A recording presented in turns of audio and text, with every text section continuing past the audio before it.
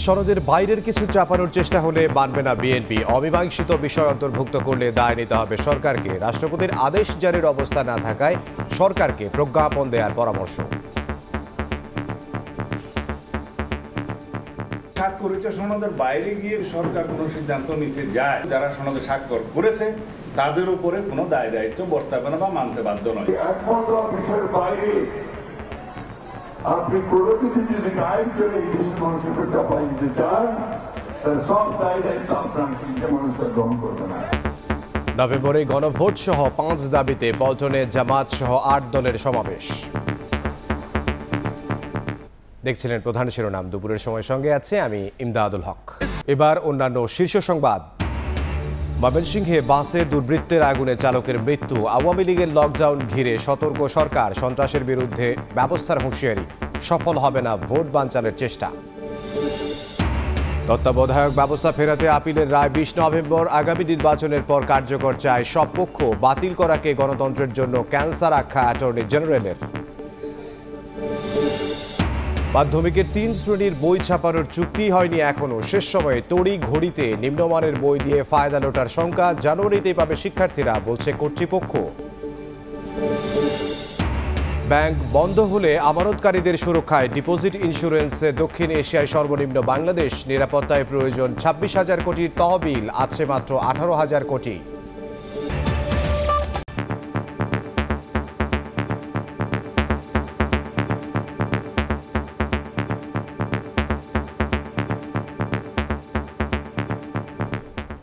জুলাই সনদের বাইরে সরকার কোনো সিদ্ধান্ত চাপিয়ে দিলে স্বাক্ষরকারী দলগুলোর মানতে বাধ্যবাধকতা থাকবে না বলে জানিয়েছেন বিএনপি নেতারা।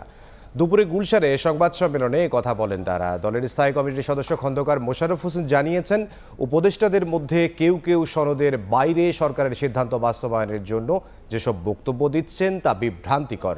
আর সালাউদ্দিন আহমদ বলেন, জুলাই সনদ ইস্যুতে রাষ্ট্রপতির আদেশ জারির মতো অবস্থা এখন দেশে নেই। প্রয়োজনে প্রজ্ঞাপন জারি করতে পারে সরকার। জুলাই জাতীয় সনদের সুপারিশে নোট অফ ডিসেন্ট বাদ দেওয়ার কঠোর প্রতিক্রিয়ায় বিএনপি, গণভোট সহ আরও কিছু ইস্যুতে সড়কে নেমেছে জামায়াত। আর সনদ বাস্তবায়ন প্রক্রিয়া নিয়ে অনড় এনসিপি। রাজনৈতিক দলগুলোকে সমঝোতার জন্য সরকারের বেঁধে দেয়া 7 দিনের সময়ও শেষ, তবে হয়নি কোনো আলোচনা। এক সপ্তাহের মধ্যে দলগুলোর ঐকমত্য না হলে সিদ্ধান্ত নেবে সরকার। আগেই দেয়া এমন ঘোষণার পরিপ্রেক্ষিতে বিএনপির স্থায়ী কমিটির বৈঠক হয় সোমবার রাতে। দলটির মঙ্গলবারের সংবাদ সম্মেলনে জানানো হয়, সনদের বাইরে সিদ্ধান্ত নেওয়া হলে স্বাক্ষরকারী দলগুলো তা মানতে বাধ্য নয়। আমরা স্পষ্ট ভাষায় বলতে চাই যে জুলাই জাতীয় সনদে উল্লিখিত বিষয়দের বাইরে সরকার কোনো সিদ্ধান্ত ঘোষণা করলে সনদের স্বাক্ষরকারী কোনো দলের জন্য তা মান্য করার বাধ্যবাধকতা থাকবে না। সেই ক্ষেত্রে সকল দায় দায়িত্ব সরকারের উপরই বর্তাবে। এই ব্যাপারে সতর্ক পদক্ষেপ গ্রহণের জন্য আমরা সরকারের প্রতি আহ্বান জানাচ্ছি।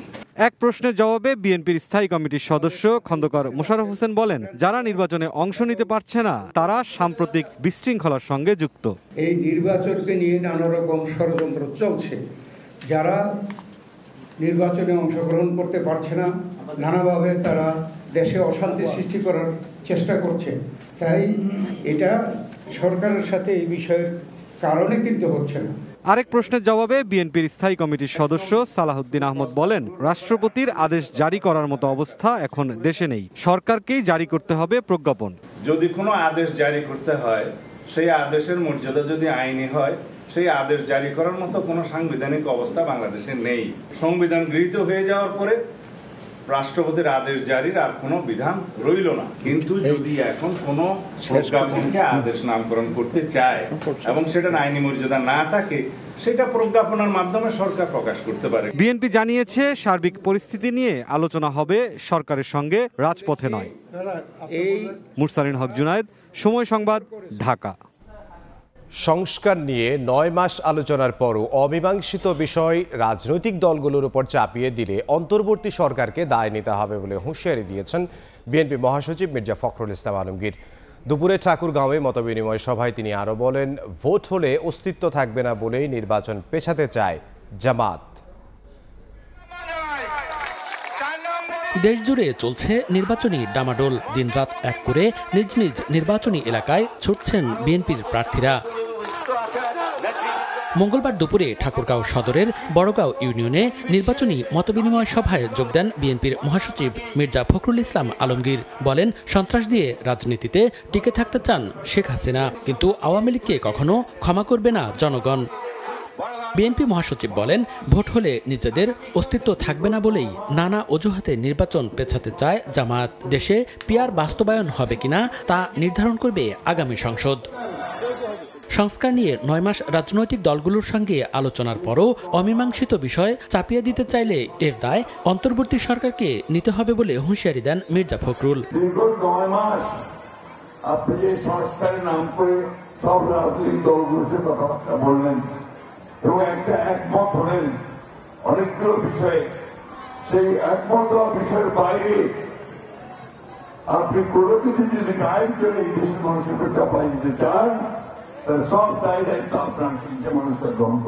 বিএনপি ক্ষমতায় গেলে প্রথম 15 মাসের মধ্যে 1 কোটি মানুষের কর্মসংস্থান সৃষ্টি সহ নারীদের জন্য ফ্যামিলি কার্ড ও কৃষকদের জন্য ফার্মার্স কার্ড করা হবে বলে জানান বিএনপি মহাসচিব।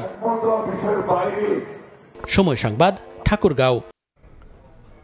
জুলাই সনদ বাস্তবায়নে সাংবিধানিক আদেশ জারি ও নভেম্বরে গণভোট সহ 5 দফা দাবিতে সমাবেশ করছে জামায়াতে ইসলামী সহ 8 দল।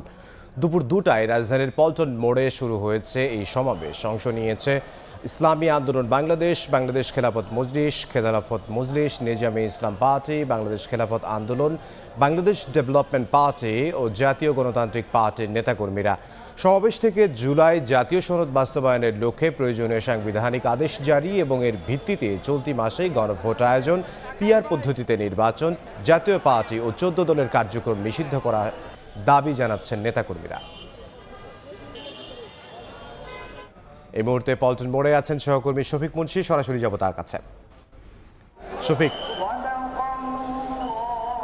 মাত্র কিছুক্ষণ আগেই পবিত্র কোরআনের তেলাওয়াতের মাধ্যমে আজ বাংলাদেশ জামায়াতে ইসলামী, ইসলামী আন্দোলন সহ অন্যান্য যে 8টি রাজনৈতিক দলের যে সমাবেশ কর্মসূচি সেটির উদ্বোধন সম্পন্ন হয়েছে এবং এই পল্টন মোড়ে ট্রাকের উপর আসলে একটি অস্থায়ী মঞ্চ তৈরি করে এই 8 দলের নেতারা তারা ইতিমধ্যে মঞ্চে উপবিষ্ট হয়েছে এবং তারা একে একে কিন্তু এরপর দলের নেতাকর্মীদের উদ্দেশ্যে বক্তব্য দেবেন। আমরা দেখতে পেয়েছি যে বেলা 12টার পর থেকে এই পল্টন মোড় কিন্তু এক প্রকার লোকারণ্য হয়ে যায় এবং এখন এই যে জনতার ভিড় সেটি একদিক থেকে এই পল্টন মোড় থেকে শুরু করে কাকরাইল অবধি পর্যন্ত চলে গেছে। অন্যদিকে এই মোড়ের বাম পাশে এই মোড় থেকে শুরু করে প্রেস ক্লাব ছাড়িয়ে গেছে এই 8 দলের নেতাকর্মীদের আজকের এই সমাবেশ অনুষ্ঠানের ভিড়। এবং আমরা যে বিষয়টি জানি যে এই সমাবেশ থেকে 5টি দাবি তারা আসলে তুলে ধরেছে। তার মধ্যে অন্যতম দাবি হচ্ছে জুলাই সনদের টেকসই আইনি ভিত্তি প্রদানের জন্য চলতি নভেম্বরে গণভোটের আয়োজন করা এবং গণভোটের আগে একটি সনদ বাস্তবায়ন আদেশ জারি করা কিন্তু এই দলগুলোর প্রধান এবং অন্যতম দাবি। এই দলগুলোর অন্যতম দাবি হচ্ছে আগামী জাতীয় নির্বাচনে সংসদের উভয় কক্ষে অর্থাৎ উচ্চ কক্ষে এবং নিম্ন কক্ষে পিআর পদ্ধতির দাবি তারা করছেন। তবে এক্ষেত্রে 8টি দলের মধ্যে কয়েকটি দল শুধুমাত্র উচ্চ কক্ষে পিআর তারা দাবি করছেন। অন্যদিকে বিগত দিনে যতগুলো গণহত্যা হয়েছে, যতগুলো দুর্নীতি এবং অপরাধমূলক কর্মকাণ্ড হয়েছে, সেই সকল কর্মকাণ্ডের কিন্তু দোষীদের চিহ্নিত করে শাস্তির আওতায় আনাও কিন্তু আজকের এই কর্মসূচি থেকে দলগুলো দাবি করছে। দলগুলো দাবি করছে আগামী জাতীয় নির্বাচনের জন্য প্রয়োজনীয় যে লেভেল প্লেইং ফিল্ড নিশ্চিত করা সেটি কিন্তু সরকারের পক্ষ থেকে করার জন্য জোর দাবি জানানো হচ্ছে আগামী জাতীয় নির্বাচনের আগেই যেন বিগত আওয়ামী সরকারের যে অনুসারী এবং তাদের বিভিন্নভাবে আসলে তাদের দোষর হিসেবে চিহ্নিত যে অন্যান্য রাজনৈতিক দলগুলো আছে সেগুলোর কিন্তু তারা রাজনৈতিক নিষেধাজ্ঞা আজকের এই সমাবেশ থেকে নেতারা দাবি করছেন। এবং এই সমাবেশ স্থলে কিন্তু দেখা যাচ্ছে যে তাদের যে 5 দাবি সেই দাবি সংবলিত প্ল্যাকার্ড এবং পতাকায় এই পুরো সমাবেশ স্থল কিন্তু ছড়িয়ে রয়েছে। আমরা দেখতে পাচ্ছি দলের যে প্রতীকগুলো, বিশেষ করে জামাতের প্রতীক, দাঁড়িপাল্লা ইসলামী আন্দোলনের প্রতীক, হাত পাখা, সেগুলো কিন্তু শোভা পাচ্ছে এই সমাবেশে। তো এই ছিল আমার কাছে রাজধানীর পল্টন মোড় থেকে 8 দল আহত যে সমাবেশ, সে সমাবেশের সর্বশেষ খবর। পল্টন মোড় থেকে সহকর্মী শফিক মুন্সি। আবারও ফিরে এসেছে বাসে অগ্নিসংযোগ। ময়মনসিংহের ফুলবাড়িয়ায় দাঁড়িয়ে থাকা বাসে দেয়া আগুনে প্রাণ গেছে ঘুমিয়ে থাকা চালকের। কোনো রকম রক্ষা পেয়েছেন 2 যাত্রী, মা ও ছেলে। সিসি ক্যামেরার ফুটেজে দেখা গেছে ভোর রাতে বাসটিতে আগুন দিয়ে সটকে পড়ে মুখোশ পরা 3 জন। তাদের শনাক্ত করে আইনের আওতায় আনতে মাঠে নেমেছে আইনশৃঙ্খলা বাহিনী। পেট্রোল পাম্পের সামনে সড়কে দাঁড়িয়ে থাকা বাসের দিকে হেঁটে যাচ্ছে মুখোশ পরা 3 জন। 1 মিনিটের মধ্যে বাসটির সামনের অংশে আগুন ধরিয়ে সটকে পড়ে তারা। মুহূর্তেই ভস্মীভূত হয় পুরো গাড়িটি। মঙ্গলবার ভোররাতের এই ঘটনা ধরা পড়ে সিসি ক্যামেরায়। ময়মনসিংহের ফুলবাড়িয়ার ভালুকজান এলাকায় বাসে আগুন দেওয়ার ঘটনা ঘটে। এতে ঘুমন্ত অবস্থায় দগ্ধ হয়ে প্রাণ গেছে বাস চালক জুলহাসের। পুলিশ জানায়, ঢাকা থেকে ফুলবাড়িয়ায় পৌঁছে যাত্রী নামিয়ে ঘুমিয়ে যান আলম এশিয়া পরিবহনের বাস চালক। রাত বেশি হওয়ায় বাড়িতে না গিয়ে বাসেই থেকে যান 2 যাত্রী, শারমিন সুলতানা রুমকি ও তার ছেলে শাহিদ ইসলাম বাদশা। হঠাৎ বাসে আগুন দেখে তড়িঘড়ি করে মা ছেলে নেমে গেলেও দগ্ধ হয়ে মারা যান জুলহাস। মানুষ যে এত নিষ্ঠুর হতে পারে এটা আমার জীবনে আজকে প্রথম দেখলাম। পিছনে যারা নেপথ্যে যারা আছে, আমরা চাই ফুলবাড়ির মানুষ চায় তাদের দৃষ্টান্তমূলক শাস্তি হোক এবং খুব দ্রুত, খুব দ্রুত গতিতে এটা আমরা দেখতে চাই। পুলিশ ইনভেস্টিগেশন টিম, আমরা কথা বলছি বারংবার, এটা তারা উদ্ঘাটন করবে এবং যে মারা গিয়েছে আমরা তার পরিবারের প্রতি সমবেদনা জ্ঞাপন করছি। সেই সাথে আমরা তাদের আর্থিক সহযোগিতার ব্যবস্থা করবো ইনশাআল্লাহ। বাসে অগ্নিসংযোগ ও বাস চালকের মৃত্যুর ঘটনায় হতবাক ও ক্ষুব্ধ সাধারণ মানুষ। দুর্বৃত্তদের অগ্নিসংযোগে কঙ্কালসার এই বাসটি। পুলিশ বলছে, কারা এই ঘটনা ঘটিয়েছে তাদেরকে শনাক্ত করার কাজ করছেন তারা। অবশ্যই এটা নাশকতা, কারণ আপনারা দেখে থাকবেন যে বেশ কিছুদিন ধরে আওয়ামী লীগ এবং তার অঙ্গ সংগঠন এবং তার নিষিদ্ধ কিছু সংগঠন প্রতিনিয়ত সোশ্যাল মিডিয়াতে বিভিন্ন ধরনের নাশকতামূলক কর্মকাণ্ড জন্য তারা বিভিন্ন ধরনের প্রোপাগান্ডা চালাচ্ছিল। এটা তাদেরই হয়তো বা কাজ হয়ে থাকতে পারে। তাদের শনাক্ত করার আমরা চেষ্টা করতেছি এবং মামলা নিয়ে আমরা প্রয়োজনীয় আইনগত ব্যবস্থা নেব। নিহত চালক জুলহাসের বাড়ি উপজেলার কৈয়ারচালা এলাকায়। তার সহকর্মীরা জানান, দীর্ঘদিন চালকের সহযোগীর কাজ করলেও 3 মাস ধরে বাসটি চালাচ্ছিলেন তিনি। ওবায়দুল হক, সময় সংবাদ, ময়মনসিংহ। 13 নভেম্বর কার্যক্রম নিষিদ্ধ আওয়ামী লীগের লকডাউন কর্মসূচি নিয়ে সতর্ক অবস্থানে সরকার। তবে কোনো আশঙ্কার কারণ নেই বলে জানিয়েছেন স্বরাষ্ট্র উপদেষ্টা। সন্দেহভাজন কাউকে দেখলে আইনশৃঙ্খলা রক্ষা বাহিনীকে জানানোর আহ্বান জানিয়েছেন তিনি। আর নির্বাচন সামনে রেখে আওয়ামী লীগ ধ্বংসাত্মক কার্যক্রমের চেষ্টা করছে বলে মন্তব্য করেছেন প্রধান উপদেষ্টার প্রেস সচিব। 13 নভেম্বর কার্যক্রম নিষিদ্ধ আওয়ামী লীগের সর্বাত্মক লকডাউন কর্মসূচি ঘিরে জনমনে ও রাজনৈতিক অঙ্গনে উদ্বেগ উৎকণ্ঠা রয়েছে। এর মধ্যে বিভিন্ন জায়গায় কিছু বিচ্ছিন্ন ঘটনাও ঘটেছে। তবে সচিবালয়ে আইন শৃঙ্খলা সংক্রান্ত উপদেষ্টা পরিষদ সভা শেষে স্বরাষ্ট্র উপদেষ্টা জানান, সতর্ক আছে সরকার। জোরদার করা হয়েছে নিরাপত্তা। নাশকতা প্রতিরোধে বাহিনীর সাথে সাধারণ মানুষকে এগিয়ে আসার আহ্বান জানান তিনি। কয়েকটা জায়গায় ককটেল বিস্ফোরণ হয়েছে, এগুলি যেন না দেওয়া করতে পারে এই জন্য আইন শৃঙ্খলা বাহিনীকে ইনস্ট্রাকশন দেওয়া হয়েছে। যারা এই কাজগুলি করতেছে এরা কিন্তু সব দুষ্কৃতিকারী। শক্ত অবস্থানের জন্য আপনারা দেখছেন আমাদের পেট্রোলিংয়ের সংখ্যা বাড়ানো দেওয়া হয়েছে। কেপিআইগুলির যে নিরাপত্তা আরও জোরদার করা হয়েছে। তারপরে যে ধরেন যে এই যে রাস্তাঘাটে এই যে ধরেন যে বাসে আগুন তেল ঠেল রেডি করে এইগুলির বন্ধ করে দেওয়া হয়েছে। প্লাস আইন শৃঙ্খলা বাহিনীগুলি তাদের স্ট্যাটিক ডিউটিগুলো আরও বৃদ্ধি করা হয়েছে। রাস্তার পাশে যে তেল বিক্রি করা এই কিছুদিনের জন্য এটা বন্ধ থাকবে। যেহেতু এই তেল বিক্রি করে এই তেল দিয়ে অনেক সময় বিভিন্ন ধরনের অঘটনটা ঘটায় ফেলায়। এদিকে কুমিল্লার 14 গ্রামে কুলিয়ারা উচ্চ বিদ্যালয়ের 4তলা ভবনের ভিত্তিপ্রস্তর স্থাপন অনুষ্ঠানে প্রধান উপদেষ্টার প্রেস সচিব বলেন, দেশে নির্বাচনের হাওয়া বইতে শুরু করেছে। আর নির্বাচনকে সামনে রেখেই আওয়ামী লীগ ধ্বংসাত্মক সহিংসতার চেষ্টা করছে। 13 তারিখকে সামনে রেখে আওয়ামী লীগ তাদের এক ধরনের ডিস্ট্রাকটিভ এবং ভায়োলেন্ট অ্যাক্টিভিটিস করার চেষ্টা করছে। তো আমাদের পুলিশ সারা দেশেই অ্যালার্ট আছে। সব রকমের পরিস্থিতি মোকাবেলায় পুলিশ প্রস্তুত রয়েছে বলেও মন্তব্য করেন প্রেস সচিব। যে তারা এই সানবীর রূপল, সময় সংবাদ, ঢাকা।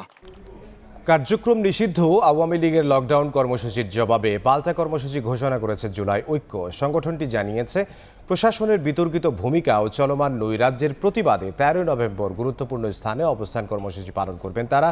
ঢাকা বিশ্ববিদ্যালয়ের মধুর ক্যান্টিনে সংবাদ সম্মেলনে কর্মসূচির ঘোষণা দেন জুলাই ঐক্যের প্রধান সমন্বয়ক মোসাদ্দেক ইবনে মোহাম্মদ। তিনি বলেন, শেখ হাসিনার ফাঁসি ও জুলাই সনদ বাস্তবায়নের দাবিতে কাল ঢাকা, চট্টগ্রাম, বরিশাল ও সিলেটে বিক্ষোভ মিছিল করা হবে।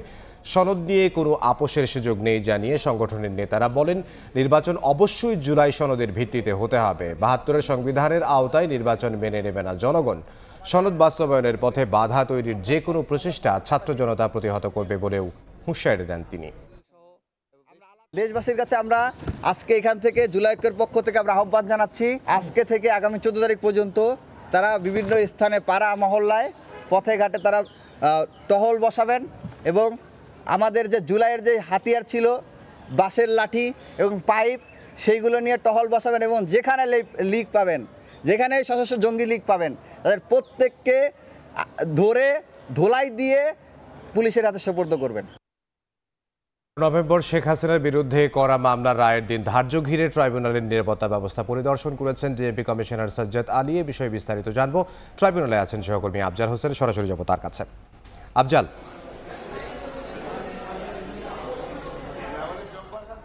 জুলাই আগস্টের হত্যাযজ্ঞের মামলায় 13 নভেম্বর শেখ হাসিনা, আসাদুজ্জামান খান কামাল এবং সাবেক পুলিশ মহাপরিদর্শক চৌধুরী আব্দুল আল মামুনের রায়ের দিন ধার্য করবেন আন্তর্জাতিক অপরাধ ট্রাইব্যুনাল 1 এবং এই তারিখকে ঘিরেই আমরা দেখেছি যে উত্তাপ চলছে এবং গত কয়েকদিনে বেশ কয়েকটি গাড়িতে অগ্নিসংযোগের ঘটনা ঘটেছে, ককটেল বিস্ফোরণের ঘটনা ঘটেছে। তার প্রেক্ষিতে আন্তর্জাতিক অপরাধ ট্রাইব্যুনাল, সুপ্রিম কোর্ট সহ আশপাশের এলাকায় নিরাপত্তা নিয়ে নতুনভাবে চিন্তা ভাবনা করছে প্রশাসন। আজকে দুপুরের দিকে আমরা দেখেছি যে ডিএমপি কমিশনার সাজ্জাদ আলী তিনি আন্তর্জাতিক অপরাধ ট্রাইব্যুনালের নিরাপত্তা ব্যবস্থা পরিদর্শনে এসেছিলেন এবং তিনি ঘুরে গেছেন আন্তর্জাতিক অপরাধ ট্রাইব্যুনাল। একই সঙ্গে গতকালকেই সুপ্রিম কোর্টের তরফ থেকে একটি বিজ্ঞপ্তি জারি করা হয়েছিল যে জাতীয় ঈদগাহ ময়দান এবং সুপ্রিম কোর্টের আশপাশের এলাকা এবং বিশেষ করে অ্যাটর্নি জেনারেল কার্যালয়, সুপ্রিম কোর্ট আইনজীবী সমিতি এবং আন্তর্জাতিক অপরাধ ট্রাইব্যুনালের নিরাপত্তার স্বার্থে এই অঞ্চলগুলোতে বহিরাগতদের প্রবেশ একেবারে নিষিদ্ধ করা হয়েছে এবং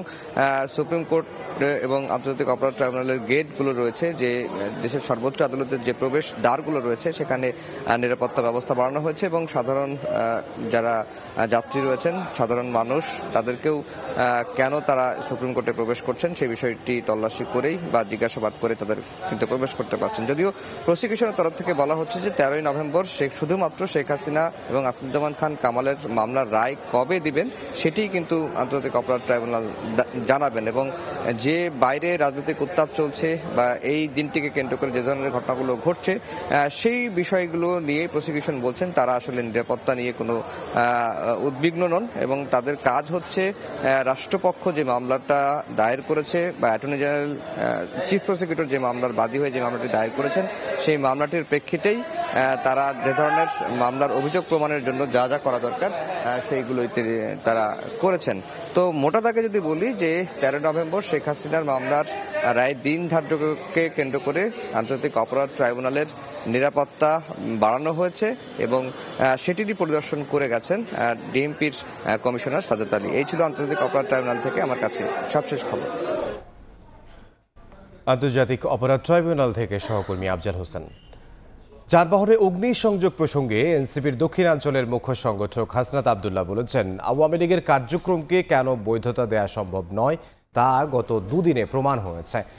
আইনশৃঙ্খলা বাহিনী সুসংহত না হলে সুষ্ঠু নির্বাচন করা সম্ভব নয় বলে মন্তব্য করেন তিনি। সকালে নারায়ণগঞ্জে দলের জেলা ও মহানগর কার্যক্রমের উদ্বোধনী অনুষ্ঠানে হাসনাত আবদুল্লাহ আরও বলেন, সংস্কারের বিপক্ষে অবস্থান নেয়া কোনো দলের সঙ্গে জোট করবেন না তারা। সংস্কারের পক্ষের শক্তিগুলো যদি আমাদের সাথে আসতে চায় তাদেরকে সাথে নিয়ে আমরা জোট গঠন করতে পারি, কিন্তু যারা সংস্কারের বিপক্ষে অবস্থান নিয়েছে, যারা দেশের সংস্কার কার্যক্রমকে বাধাগ্রস্ত করেছে, 24-এ যে কারণে মানুষ রাস্তায় নেমে এসেছিল সেই জন আকাঙ্ক্ষার বিরুদ্ধে যারা অবস্থান নিয়েছে, তাদের সাথে এনসিপির কোনো জোট, তাদের সাথে এনসিপির কোনো ধরনের কোনো নির্বাচনী অ্যালায়েন্স সেটি আসলে সম্ভব নয়। গত 2 দিনের কার্যক্রমে বুঝে যাওয়া উচিত যে আওয়ামী লীগ কখনোই গণমানুষের দল ছিল না। এই যে আগুন সন্ত্রাস জ্বালাপোড়াও এগুলো কারা করেছিল অতীতে এবং বর্তমানে কারা করেছে এটি সুস্পষ্ট হয়ে গিয়েছে গত 2 দিনের কার্যক্রমে। তত্ত্বাবধায়ক সরকার ব্যবস্থা ফিরবে কিনা 20 নভেম্বর সিদ্ধান্ত জানাবেন সর্বোচ্চ আদালত। বিএনপি, জামাত, রাষ্ট্রপক্ষ সহ সব পক্ষই ফেব্রুয়ারির নির্বাচন অন্তর্বর্তী সরকারের অধীনে করে পরের নির্বাচন থেকে তত্ত্বাবধায়ক সরকারের অধীনের করার পক্ষে মত দিয়েছেন। অ্যাটর্নি জেনারেল বলেন, তত্ত্বাবধায়ক সরকার ব্যবস্থা বাতিলের রায় ছিল গণতন্ত্রের জন্য ক্যান্সার। এই ব্যবস্থা ফিরলে গণতন্ত্র ও ভোটাধিকার সুসংহত হবে। বিএনপি, জামাত, রাষ্ট্রপক্ষ সহ সব আইনজীবীরাই বলছেন, আওয়ামী লীগ সরকারের প্ররোচনায় কলমের এক খোঁচায় তত্ত্বাবধায়ক সরকার ব্যবস্থা বাতিল করে দিয়ে দেশের নির্বাচনী ব্যবস্থাকে এক গভীর সংকটে ফেলে দেন সাবেক প্রধান বিচারপতি এবিএম খায়রুল হক। এরপর 3টি বিতর্কিত নির্বাচনে একতরফাভাবে জিতে যায় আওয়ামী লীগ। আমার কর্তব্য পালনের প্রয়োজন ব্যতীত 5 আগস্ট শেখ হাসিনা সরকার পালিয়ে যাওয়ার পর তত্ত্বাবধায়ক সরকার ফেরাতে আপিল করে বিএনপি, জামাত সহ একাধিক পক্ষ। 10 কার্যদিবসের শুনানি শেষে মঙ্গলবার এ মামলার রায়ের জন্য 20 নভেম্বর দিন ধার্য করেন প্রধান বিচারপতির নেতৃত্বাধীন 7 সদস্যের আপিল বিভাগ। খায়রুল হক দেশের সর্বোচ্চ আদালতকে রাজনৈতিক উদ্দেশ্য প্রণোদিতভাবে তিনি ব্যবহার করেছেন। তিনি শুধু তাই করেন নাই, জাজমেন্টের মধ্যে আদালতের রায়কে তিনি উপেক্ষা করে তিনি তার নিজের ইচ্ছা মতো রাজনৈতিক উদ্দেশ্য প্রণোদিতভাবে এই জাজমেন্টটি দিয়েছেন। বিচারপতি এবিএম খায়রুল হকের রায়টি পূর্ণাঙ্গভাবে রিভিউ করার জন্য আবেদন করেছি। এই রিভিউ এলাও হলে নির্দলীয় তত্ত্বাবধায়ক সরকার ব্যবস্থা সংবিধানে ফিরেও আলটিমেটলি সেটির অধীনে পরবর্তী নির্বাচন অর্থাৎ 2026 সালের ফেব্রুয়ারিতে অনুষ্ঠিতব্য নির্বাচনের পরে নির্বাচন থেকে এই সংশোধনটি কার্যকর হবে। এ মামলায় সব পক্ষই সর্বোচ্চ আদালতে আবেদন জানায় ফেব্রুয়ারির নির্বাচন অন্তর্বর্তী সরকারের অধীনে করে পরের নির্বাচন থেকে তত্ত্বাবধায়ক সরকারের অধীনে করার। আদালত যে রায়টা রিভিউ করছেন বিচারপতি খায়রুল হকের নেতৃত্বে যে রায়, সেটা বাতিল করবেন এবং সেটা বাতিল যদি করা হয় তাহলে ত্রয়োদশ সংশোধনী সংবিধানে ফিরে আসবে। This government and caretaker government is to different dimension. এই জন্য আপাতত it is not possible to implement. It will be implemented after certain period of time, may be held from 14th parliamentary election, not from 13th. আর attorney general বলছেন, তত্ত্বাবধায়ক সরকার ব্যবস্থা বাতিলের রায় ছিল গণতন্ত্রের জন্য ক্যান্সার। তত্ত্বাবধায়ক সরকারের উপরে যে রায় খায়রুল হক সাহেবরা দিয়ে গেছেন, সেই রায়কে চিরতরে বিনাশ করতে চাই, সেই রায়কে চিরতরে শেষ করে দিতে চাই। কারণ ওই রায় আমার গণতন্ত্রের জন্য একটা অন্যতম ক্যান্সার হিসাবে আবির্ভূত হয়েছে। 1996 সালে সংবিধানের ত্রয়োদশ সংশোধনীর মাধ্যমে তত্ত্বাবধায়ক সরকার আনে সে সময় বিএনপি সরকার। এই সরকারের অধীনে হওয়া 3টি নির্বাচন গ্রহণযোগ্যতা পায় দেশে বিদেশে। 2009 সালে ক্ষমতায় এসে আদালতের এক বিতর্কিত রায়ের আলোকে এ ব্যবস্থা বাতিল করে আওয়ামী লীগ সরকার। আনা হয় সংবিধানের 5ম সংশোধনী। সরকারের রক্তচক্ষু উপেক্ষা করেছে। আফজাল হোসেন, সময় সংবাদ, ঢাকা। বাগেরহাটে 4টি সংসদীয় আসন বহাল রাখার হাইকোর্টের রায়ের বিরুদ্ধে চেম্বার আদালতে আবেদন করেছে নির্বাচন কমিশন। এদিকে আদালতের রায় অনুযায়ী বাগেরহাটে 4টি আসন বহাল রাখার বিষয়ে ইসিকে সিদ্ধান্ত নেওয়ার আহ্বান জানিয়েছে সেখানকার স্থানীয় রাজনৈতিক দল ও বিভিন্ন সামাজিক সংগঠনের নেতৃবৃন্দ। সকলে নির্বাচন ভবনে সিইসির সঙ্গে সাক্ষাৎ শেষে বাগেরহাট 4 আসনে বিএনপি, জামাত ইসলামী সহ বিভিন্ন রাজনৈতিক দলের নেতৃবৃন্দ হাইকোর্টের রায়কে ন্যায় বিচার উল্লেখ করে স্বাগত জানান। এই ডিলিমিটেশনটা যে প্রক্রিয়ায় করা হয়েছে তা আইনি প্রক্রিয়ায় হয়নি বিধায় বাতিল হবে। আদালত সেটাই করেছেন, আইনি প্রক্রিয়ায় হয়নি বলেই বাতিল করেছেন। এজন্য ব্যাখ্যা আদালত দেবেন, ব্যাখ্যা রায়ে থাকবে। দুপুরের সময় আরও থাকছে। মুন্সিগঞ্জে অভিযানে অস্ত্র তৈরির কারখানার সন্ধান, বিভিন্ন সরঞ্জাম জব্দ। 13 নভেম্বর সামনে রেখে নাশকতার প্রস্তুতি চলছিল ধারণা আইন শৃঙ্খলা রক্ষা বাহিনীর।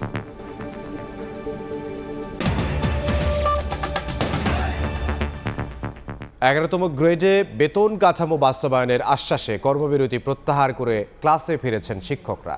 সারা দেশে শুরু হয়েছে পাঠদান কার্যক্রম। ক্লাস শুরু হওয়ায় খুশি শিক্ষার্থী ও অভিভাবকরা। চলছে পাঠদান, ফিরে এসেছে চিরচেনা রূপ। শিক্ষার্থীদের কলকাকলিতে মুখরিত বিদ্যালয় প্রাঙ্গণ। দুদিন বন্ধ থাকার পর মঙ্গলবার সকাল থেকেই যথারীতি শুরু হয়েছে পাঠদান কর্মসূচি। যদিও আন্দোলন চলছে ভেবে শিক্ষার্থী উপস্থিতি অনেক কম। স্যারেরা বলছে আজকে ক্লাস হবে, তাই জন্য আমি আজকে স্কুলে আসছি। আমাদের তো সামনে পরীক্ষা, এভাবে যদি স্কুল বন্ধ হয়ে আমরা পরীক্ষা দিব কিভাবে? ক্লাস হচ্ছে, আমাদের খুব ভালো লাগছে। বার্ষিক পরীক্ষার আগে শিক্ষকদের আন্দোলনের কারণে ছেলেমেয়েদের পড়ালেখার যে ক্ষতির আশঙ্কা তৈরি হয়েছিল তা কেটে গেছে অভিভাবকদের। আমরা টেনশনে আছি, আসলে বাচ্চারা পড়ালেখা একবারে নষ্ট হয়ে যাচ্ছে, তাড়াতাড়ি এটা হাতে পেতে চায় আর কি প্রজ্ঞাপন।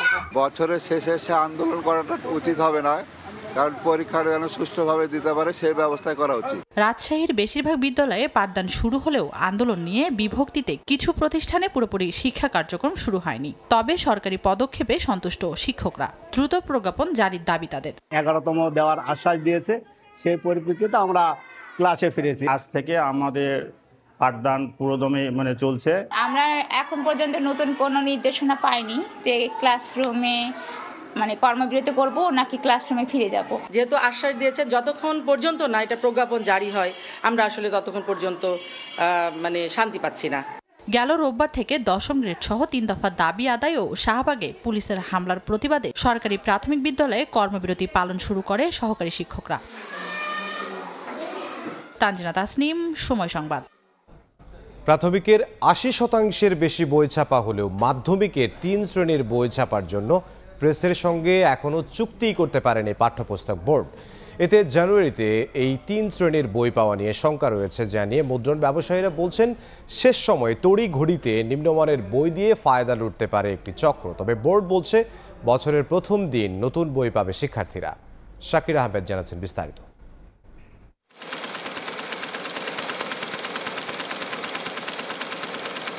বছরের প্রথম দিন প্রাথমিক, ইবতেদায়ী ও মাধ্যমিক স্তরের শিক্ষার্থীদের হাতে তুলে দিতে হবে 30 কোটি নতুন পাঠ্য বই। তাই নভেম্বরের মাঝামাঝিতে এসে ছাপাখানায় ব্যস্ত সময় পার করছেন মুদ্রণ সংশ্লিষ্টরা। রাজধানীর প্রেসগুলোতে দেখা যায় চলছে চতুর্থ শ্রেণীর বই ছাপার কাজ। প্রাথমিকের 8,69,25,389টি বইয়ের প্রায় 90% ছাপার কাজ শেষ। ইবতেদায়ীর 3,11,19,347টি বইয়ের ছাপার কাজ 70% বেশি সম্পন্ন হয়েছে। আর নবম শ্রেণীর 5,70,68,028টি বইয়ের মুদ্রণ চলছে প্রেসে। তবে এখনও প্রেসের সঙ্গে ষষ্ঠ, সপ্তম ও অষ্টম শ্রেণীর 12,54,75,971টি বই ছাপার চুক্তি হয়নি। মুদ্রণ শিল্প সমিতি বলছে, সব প্রক্রিয়া শেষ করে বছরের প্রথম দিন এসব বই শিক্ষার্থীদের হাতে পৌঁছানো প্রায় অসম্ভব। আমরা ওয়ার্ক অর্ডার পাওয়ার পরে ব্যাংক লোন পাই, আমরা অগ্রিম দিলে ওরা পাল্প ইম্পোর্ট করে না কাগজ বানানো শুরু করে। এই যে সময়টা ক্ষেপণ হচ্ছে, এখন আমাদের লোক ওয়ার্ক অর্ডার পায় নাই, ব্যাংক লোন হয় নাই, এই যে সময় ক্ষেপণ হচ্ছে, এই জন্য আমরা আশঙ্কা করছি বই সময় মতো যাবে। এনসিটিভি বলছে, এই 3 শ্রেণীর টেন্ডার প্রথমবার বাতিল হওয়ায় কাজ শুরু করতে দেরি হয়েছে। তবে বছরের প্রথম দিনেই শিক্ষার্থীরা বই পাবে বলে দাবি বোর্ড চেয়ারম্যানের। ক্লাস 9-এর যে কাজগুলি, সেই কাজগুলি আমাদের এখন চলছে, চলমান রয়েছে, এবং 6, 7, 8ও এটার পরে পরেই শুরু হয়ে যাবে। অবশ্যই জানুয়ারি 1 তারিখে ছাত্রছাত্রী বই পাবে। এছাড়া গত বছর নিম্নমানের বই সরবরাহের দায়ে অভিযুক্ত প্রতিষ্ঠানের বিরুদ্ধে ব্যবস্থা না নেয়ায় এবারও বেশ কিছু উপজেলায় মানহীন বই সরবরাহ করেছে এই ছাপাখানাগুলো। সময় মতো না গেলে শেষ সময় যখন তাড়াহুড়া হয়, বইয়ের গুণগত মান বজায় রাখা কঠিন হয়ে পড়ে। নিম্নমানের বই সরবরাহ রোধে জিরো টলারেন্স নীতির কথা জানিয়েছে পাঠ্যপুস্তক বোর্ড। আমরা চেষ্টা করছি যে কাগজের গুণগত মানটা জানি ঠিক থাকে। শাকির আহমেদ, সময় সংবাদ, ঢাকা। ব্যাংকগুলো বন্ধ হলে আমানতকারীদের সুরক্ষায় ডিপোজিট ইন্স্যুরেন্সে জমা আছে মাত্র 18,000 কোটি টাকা। এই অর্থে ছোট আকারের 25টি ব্যাংকের আমানতকারীদের 1 লাখ টাকা করে পরিশোধ করা সম্ভব। তবে এবার এই তহবিলের অর্থ সম্মিলিত ব্যাংকে বিনিয়োগ করতে চায় কেন্দ্রীয় ব্যাংক। বিশ্লেষকরা মনে করেন, আমানতকারীদের সুরক্ষায় অপ্রতুল এই অর্থ বিনিয়োগে বাড়বে অন্য আমানতকারীদের নিরাপত্তাহীনতা। সিনিয়র সুলতানার রিপোর্ট। কোনো ব্যাংক বন্ধ হয়ে গেলে, আর্থিক সংকটে পড়লে বা আমানতের অর্থ ফেরত দিতে ব্যর্থ হলে ডিপোজিটর ইন্স্যুরেন্স ট্রাস্ট ফান্ড তহবিল থেকে আমানতকারীদের তাদের জমার একটি অংশ বা সম্পূর্ণ অর্থ ফেরত দেওয়া হয়। অন্যদিকে বাকি অর্থ অবলুপ্ত ব্যাংকের নিট সম্পদের উপর ভিত্তি করে অতিরিক্ত আমানত সমন্বয় করার নিয়ম রয়েছে। গত 2 দশকে দেশে ব্যাংকিং খাতে কমপক্ষে 13টি ব্যাংক যুক্ত হয়েছে, যার বিপরীতে 15 বছরে মূলধন হারিয়ে টেকনিক্যাল দেউলিয়ার পথে 19 ব্যাংক। এর বিপরীতে বাংলাদেশ ব্যাংকের তথ্য বলছে আমানত বীমায় সুরক্ষিত আছে 18,000 কোটি টাকা, যা থেকে ছোট আকারের 25টি ব্যাংকের আমানতকারীদের 1 লাখ টাকা করে দেওয়া সম্ভব। এমন অবস্থায় মার্জারের আওতায় থাকা ব্যাংকগুলোকে সহায়তা করতে এই ফান্ড ব্যবহারের পরিকল্পনা করছে বাংলাদেশ ব্যাংক। যে ব্যাংকগুলোকে আমরা চিন্তা করেছি কম্পেনসেশন করার জন্য, সেটার চূড়ান্ত হিসাব এখনো হয়নি, তবে আমাদের বেশ কিছু কমিটমেন্টও আছে। আমরা অতিরিক্ত কিছু ফান্ড আমরা ওয়ার্ল্ড ব্যাংক থেকে পাবো। বিশ্লেষকরা বলছেন, পুরো খাতের আমানতকারীদের নিরাপত্তা দিতে ব্যাংকগুলোর অন্তত 26,000 কোটি টাকার তহবিলের প্রয়োজন। তবে 5টি ব্যাংক রক্ষা করতে গিয়ে আমানত বীমার বড় অঙ্ক ব্যবহারের পক্ষে নয় অর্থনৈতিক বিশ্লেষকরা। একটা ব্যাংকেই, যেটাকে নাম দেওয়া হয়েছে সম্মিলিত ইসলামী ব্যাংক, সেখানে যদি ডিপোজিট ইন্স্যুরেন্স স্কিম বা তহবিল থেকে 15,000 কোটি টাকার অধিক এখানে ইনজেক্ট করা হয়, তাহলে কিন্তু অন্যান্য ব্যাংকের যদি এরকম পরিস্থিতির উদ্ভব হয়, তাহলে সেই দায় মেটাতে কিন্তু বাংলাদেশ ব্যাংক তখন কিন্তু আসলে অপারগতা প্রকাশ করবে বলে মনে হচ্ছে। 2020 সালে আমানত বীমা খসড়ায় 2 লাখ টাকা অনুমোদন চেয়েছে বাংলাদেশ ব্যাংক, যা চূড়ান্ত অনুমোদনে পরবর্তী সংসদের অপেক্ষা করতে হবে আমানতকারীদের। সেলিয়া সুলতানা, সময় সংবাদ, ঢাকা। প্রায় প্রতি মাসেই এলপিজি সিলিন্ডারের দাম নির্ধারণ করে Bangladesh energy regulatory commission BERC, কিন্তু সেই দাম বাস্তবে ভোক্তা পর্যায়ে কার্যকর হয় না। নির্ধারিত দামের চেয়ে 200 থেকে 300 টাকা বেশি গুনতে হয় ক্রেতাদের। অভিযোগ, শুধু দাম ঘোষণা করেই খালাস সরকার, নেই কোনো কার্যকর মনিটরিং। শরীফ রুবেলের ছবিতে আবু সাইদ নিশানের প্রতিবেদন। Bangladesh energy regulatory commission BERC ঘোষিত 12 কেজি সিলিন্ডারের দাম এক, কিন্তু খুচরা বাজারে মিলছে আরেক দামে। নভেম্বর মাসের শুরুতেই 12 কেজি এলপিজি সিলিন্ডারের দাম নির্ধারণ করা হয় 1215 টাকা। রাজধানীর বিভিন্ন এলাকা ঘুরে দেখা গেছে নির্ধারিত মূল্যের চেয়ে 200 থেকে 300 টাকা বেশি গুনছেন ভোক্তারা। দাম বাস্তবায়নে কার্যকর নজরদারির অভাবকেই দায়ী করছেন ক্রেতারা। তাদের অভিযোগ, শুধু দাম নির্ধারণ করেই দায়িত্ব শেষ করছে সংশ্লিষ্ট সংস্থা। 1200 করে দিছি, 1100 করে দিছি, কিন্তু পরে হচ্ছে না। এটা 1215 টাকার সরকার নির্ধারিত করছে, কিন্তু আমাদের তো কেউ নির্ধারিত করে নাই। এ বিষয়ে কথা বলতে চাইলে ব্রিফিং এর বাইরে সাক্ষাৎকার না দেওয়ার কথা জানান বিইআরসির চেয়ারম্যান। বিইআরসি কার্যালয়ে তার ব্যক্তিগত কর্মকর্তাও জানান, ক্যামেরার সামনে কথা বলেন না তিনি। পরে এক পর্যায়ে কথা বলতে রাজি হন সংস্থাটির অর্থ ও প্রশাসন বিভাগের সদস্য আব্দুর রাজ্জাক। তিনি জানান, অনিয়ম ঠেকাতে ভোক্তা অধিকার ও স্থানীয় প্রশাসনের সঙ্গে সমন্বয়ে মনিটরিং জোরদার করা হবে। আমরাও তাদেরকে বারবার এই ব্যাপারগুলো যাতে আরো প্রপারলি মনিটরিং হয়, সেই ব্যাপারটা জোরদার করার জন্য তাদেরকে আমরা অনুরোধ জানাচ্ছি। এলপিজি সিলিন্ডার বিশেষজ্ঞের মতে, সমন্বয়হীনতার অভাবেই সমাধান নেই এলপিজির বাজারে, যা দায় নিতে হবে লাইসেন্স ইস্যুকারী প্রতিষ্ঠানকেই। ফুল এলপিজি সিলিন্ডারটাকে রাইট ওয়েতে ফিল করে রাইট সিলিন্ডার কাস্টমারের কাছে রাইট প্রাইসে পৌঁছে দেওয়ার জন্য একটা কম্বিনেশন হেল্প দরকার। আমরা যখন এক্সিকিউশন করব, তখনই একমাত্র এই বাজারটা ফিরবে। দাম ও পরিমাপের পাশাপাশি লাইসেন্সবিহীন ও মেয়াদ উত্তীর্ণ সিলিন্ডারের বিরুদ্ধেও ব্যবস্থা নেওয়া জরুরি বলে মত বিশেষজ্ঞদের। প্রায় 3 কোটি এলপিজি গ্যাস সিলিন্ডার ব্যবহৃত হয় বাংলাদেশে, যার অধিকাংশই লাইসেন্সবিহীন এবং মেয়াদ উত্তীর্ণ। এমনকি এসব সিলিন্ডার ব্যবহারের ক্ষেত্রে মানা হয় না কোনো নিয়ম নীতিও। এতে অনেক সময় ঘটছে বড় ধরনের দুর্ঘটনাও। আবু সাইদ নিশান, সময় সংবাদ, ঢাকা। পেঁয়াজের বাজার নিয়ন্ত্রণে আনতে নতুন পেঁয়াজ আমদানির সুপারিশ করেছে ট্রেড অ্যান্ড ট্যারিফ কমিশন। তবে অর্থনীতিবিদরা বলছে, নতুন দেশি পেঁয়াজ আসার আগ মুহূর্তে আমদানি হলে ঝুঁকিতে পড়বে কৃষকরা। তাই দাম নিয়ন্ত্রণে সিন্ডিকেট ভাঙার পরামর্শ তাদের। অন্তরা সেন জানাচ্ছেন বিস্তারিত। চলতি মাসের শুরুতে হঠাৎ করে রাজধানীর বাজারে 80 টাকা থেকে পেঁয়াজের দাম চড়ে বসে 120 টাকায়। এতে অস্থিতিশীল হয়ে পড়ে বাজার। আপনার পেঁয়াজ 110 টাকা কেজি বিক্রি করতেছি। দেশি পেঁয়াজ চলতেছে 110 টাকা কেজি, আর হাইব্রিড চললে 108 টাকা, 60 টাকা। পেঁয়াজের আমদানি একটু কমে গেছে, এর জন্য তো দাম বেশি। এখন মুকামে কৃষকদের কাছে বেশি পেঁয়াজ নাই, পেঁয়াজের অস্বাভাবিক মূল্য বৃদ্ধি নিয়ন্ত্রণে আনতে গেল বৃহস্পতিবার বাণিজ্য মন্ত্রণালয়ে আমদানির সুপারিশ পাঠিয়েছে ট্রেড অ্যান্ড ট্যারিফ কমিশন। এরপর গেল রোববার প্রয়োজনে আমদানির অনুমতি দেওয়ার কথা জানান বাণিজ্য উপদেষ্টাও। যদি এই সপ্তাহের মধ্যে স্বাভাবিক অবস্থায় ফেরত না আসে, আমরা আমদানি দিয়ে বাজার ব্যবস্থায়, সরবরাহ ব্যবস্থায় মানে যোগানের উন্নতি ইনশাআল্লাহ ঘটাবো। বাজারে নতুন দেশি পেঁয়াজ আসার আগে আমদানি শুরু হলে কৃষক ন্যায্য দাম থেকে বঞ্চিত হবেন বলে জানান অর্থনীতিবিদরা। নতুন পেঁয়াজ সেটা কিন্তু ওঠা শুরু হয়েছে। এই অবস্থায় পেঁয়াজের আমদানিটা, যেটা আমার মনে হয় যে সরকার যেটা দিয়েছে অনুমোদন, এতে একটা ক্ষতিও হতে পারে দেশে। তার কারণ এই যারা কৃষক তারা কিন্তু দাদন নিয়েছেন। এই মুহূর্তে আসলে এই ঢালাওভাবে আমদানি, সেটা কিন্তু আসলে এই যারা ঋণ নিয়েছেন তাদের অনেক বড় ক্ষতি করবে। পেঁয়াজের কৃত্রিম সংকট তৈরি করে হঠাৎ দাম বাড়ার জন্য বাজার তদারকির অভাবকেই দায়ী করছেন তারা। পেঁয়াজ যে অনেক আছে বাজারে এরকম নয়, তবে ঘাটতিও নেই অত বেশি। যতটুকু ঘাটতি আছে আমার মনে হয় যে এখানে আসলে কৃত্রিম সংকট আছে, মানে এটা ইচ্ছা করে এই সংকটটা তৈরি করা রাখা হয়েছে।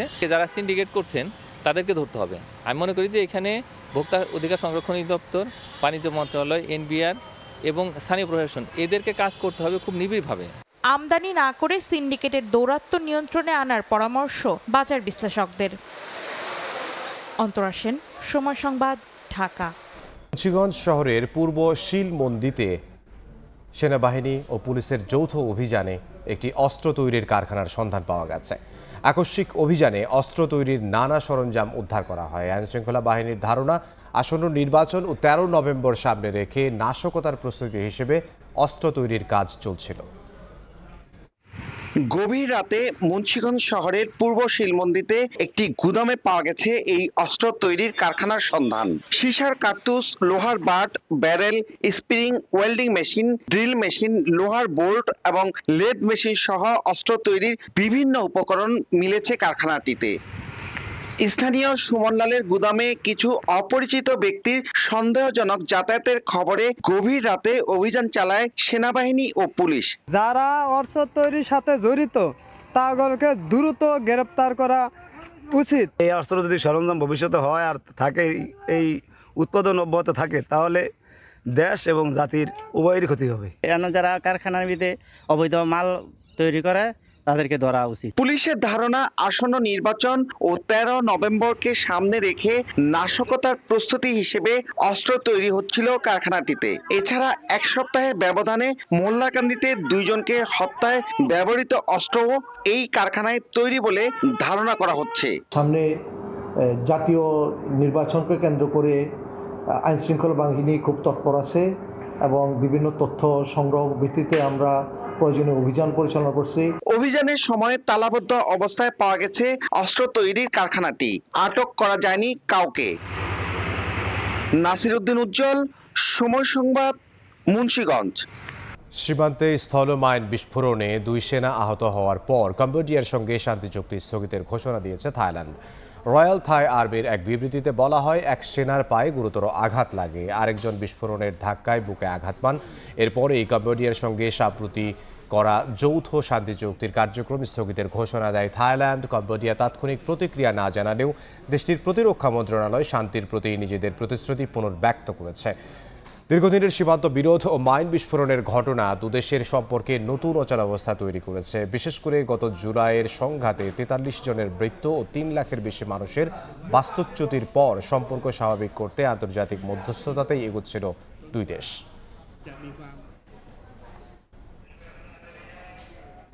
আসন্ন নেপাল ও ভারত ম্যাচে জয়ের বিকল্প ভাবছে না হামজা চৌধুরী। অর্থ নয়, দেশের ফুটবল উন্নয়নে কাজ করতে চান লেস্টার সিটির এই তারকা। এদিকে টেলিকম কোম্পানি রবির ব্র্যান্ড অ্যাম্বাসেডর হিসেবে চুক্তিবদ্ধ হয়েছেন হামজা। কোম্পানিটির সঙ্গে আগামী 1 বছর যুক্ত থাকবেন দেশের ফুটবলের এই পোস্টার বয়। হামজা চৌধুরী মাঠে কিংবা মাঠের বাইরে ক্লান্তি যেন হার মেনেছে তার কাছে। সোমবার সন্ধ্যায় ঢাকায় পা রেখে পরদিন সকালেই ব্যক্তিগত কাজে যুক্ত হলেন হামজা। নেপাল ও ভারত ম্যাচ সামনে রেখে দেশে এসেই আলো ছড়াচ্ছেন তিনি। মাঠের বাইরেও নিজেকে ব্যস্ত রাখছেন দেশের ফুটবলের পোস্টার বয়। এবার নতুন এক পথ চলা শুরু হামজার। দেশের একটি টেলিকম কোম্পানির সঙ্গে যুক্ত হয়েছেন তিনি। আগামী 1 বছর কোম্পানিটির ব্র্যান্ড অ্যাম্বাসেডর হিসেবে কাজ করবেন লেস্টার সিটির এই ফুটবলার। নতুন এই অভিজ্ঞতা নিয়ে রোমাঞ্চিত তিনি। It's one of the biggest companies in the country. And like we say, to obviously strive to help the younger generations and all the customers we already have. So yeah, for me to work for a brand that strives for better is something that aligns with the way I live my life too. So it's a massive opportunity, and again, আর্থিক বিষয়গুলো অনেকটাই নগণ্য হামজার কাছে। ভালোবাসার জায়গা থেকেই দেশের ফুটবল উন্নয়ন করতে চান তিনি। It's not never just about the money. Obviously, money always helps, but it's the passion for my country and how I can improve the conditions in this country. One of the main reasons I came to play for Bangladesh is to improve Bangladesh and give back what I can. A lot of my childhood memories are from Bangladesh and enjoying myself here. So to be able to come back and help in any way I can, if that's to inspire the younger generations to play football. আসন্ন নেপাল ও ভারত ম্যাচে সমর্থকদের জয় উপহার দিতে বদ্ধপরিকর হামজা। দুই বড় game আছে, Nepal friendly game for the warm up, ইন্ডিয়ার গেমের সঙ্গে। সো লাস্ট ফিউ রেজাল্টস আমরা রয়ে গেছে না, বাট আমরা একবারে ক্লোজ আছি, গুড পারফরমেন্সেস খেলতেছি, আর ইনশাআল্লাহ ইন্ডিয়ার সঙ্গে জিতবো। দলের সঙ্গে দুদিন অনুশীলন করে বৃহস্পতিবার নেপালের বিপক্ষে মাঠে নামবেন হামজা চৌধুরী। রিফাতুল ইসলাম মিরন, সময় সংবাদ, ঢাকা। এ পর্যায়ে শীর্ষ সংবাদগুলো জানিয়ে দিচ্ছে আরও একবার। সনদের বাইরের কিছু চাপানোর চেষ্টা হলে মানবে না বিএনপি। অমীমাংসিত বিষয় অন্তর্ভুক্ত করলে দায় নিতে হবে সরকারকে। আদেশ জারির অবস্থা না থাকায় প্রজ্ঞাপন দেওয়ার পরামর্শ। আবারও রাজপথে জামাত সহ ৮ দল। সনদ বাস্তবায়নে সাংবিধানিক আদেশ জারি ও নভেম্বরে গণভোট সহ ৫ দাবি। পল্টনের সমাবেশে নেতাকর্মীর ঢল। এই ছিল দুপুরের সময়ে। এরপর বিকেল ৩টার সময় সংবাদ নিয়ে থাকবেন সহকর্মী ওমর ইনান। ধন্যবাদ ইমদাদ। বিকেল ৩টার সময় সংবাদ নিয়ে আসছে কিছুক্ষণ পর। সঙ্গে থাকুন সময়ের।